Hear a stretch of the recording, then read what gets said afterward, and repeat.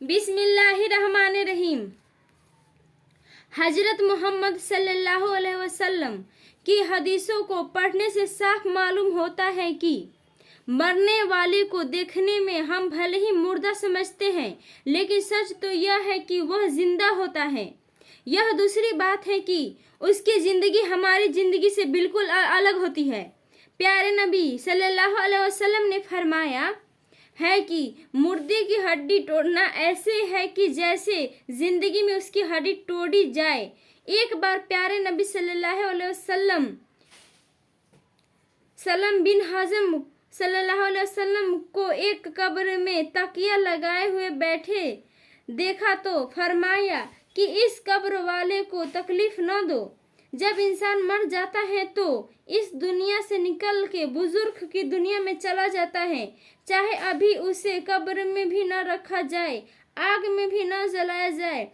उसमें समझ होती है कि अल्लाह के रसूल सल्लल्लाहु अलैहि वसल्लम ने फरमाया कि जब मुर्दा चरपाई पर रख दिया जाता है और उसके बाद कब्रिस्तान में ले जाने के लिए लोग उसे उठाते हैं, तो अगर वह नेक था तो कहता है कि मुझे जल्द ले चलो। अगर वह नेक नहीं होता है तो घर वालों से बोलता है, मुझे कहाँ ले जा रहे हो, हाय मेरी बर्बादी, मुझे ये कहाँ ले जाते हो, मत ले जाओ मुझे। इंसान के सिवा उस मुर्दे की आवाज हर चीज सुनती है, इंसान नहीं सुनता है। अगर इंसान उसकी आवाज सुन लेता तो बेहोश हो जाएगा। मौत के बाद से क़यामत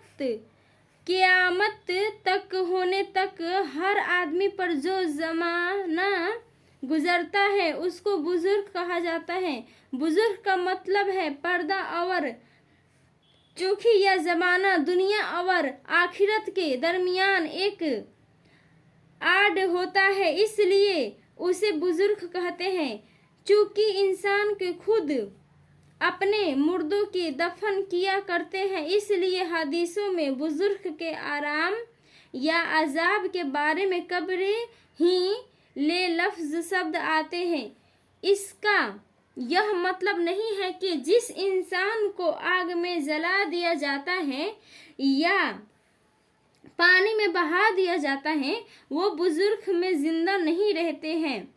सच तो यह है कि अजाब व सवाब का ताल्लुक रूह से है, और यह बात भी याद रहे कि अल्लाह ताला जले हुए जरों को भी जमा करके अजाब व सवाब देने की ताकत रखता है।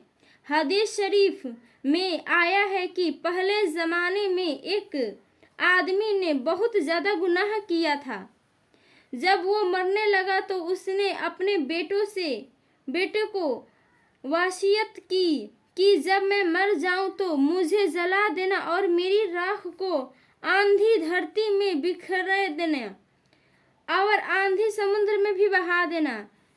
यह वसीयत करके उसने कहा कि अगर खुदा मुझ पर कादिर हो गया और उसने इसके बावजूद भी मुझे जिंदा कर लिया तो मुझे जरूर ही जबरदस्त अजाब देगा, जो मेरे अलावा सारी दुनिया में और किसी को न देगा।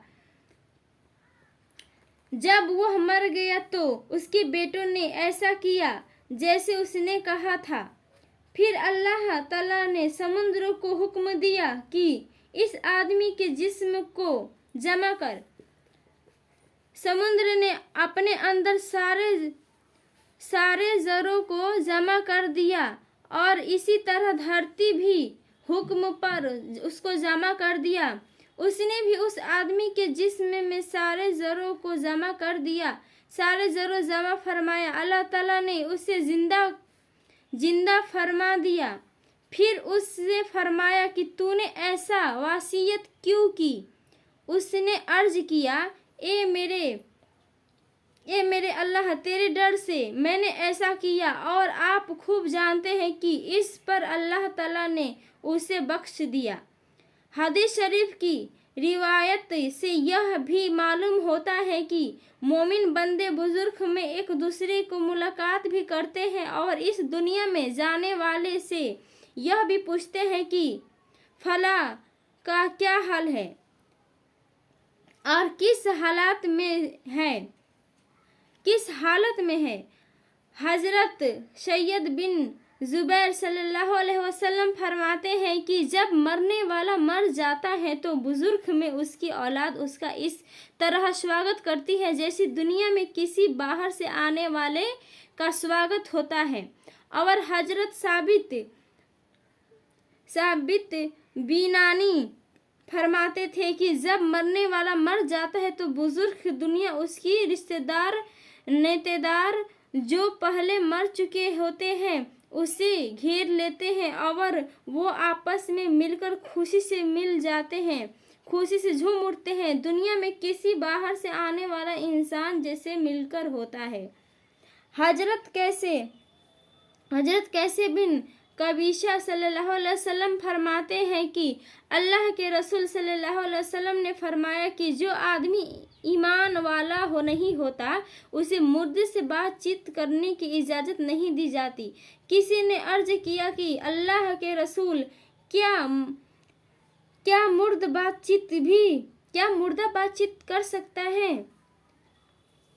फरमाया हाँ, और एक दूसरे से मुलाकात भी कर सकता है। तो इंसान अगर नेक हो तो मरने के बाद भी वो अपने पहले रिश्तेदार जो मर चुके होते हैं उसे बातचीत कर सकता है, और जो इंसान नेकदार नहीं होता है वो कहीं बातचीत नहीं कर सकता है। तो आप लोग को हमारी वीडियो कैसी लगी? ये थी कि मरने के बाद क्या होता है। तो ठीक है, फिर अगले न्यू वीडियो में हम लोग मिलते हैं। अगर आप लोग चैनल पर नए हैं तो चैनल को सब्सक्राइब कीजिए, और तब के लिए खुदा हाफिज़। फिर न्यू वीडियो मिलते हैं, इसी वीडियो में मिलेंगे।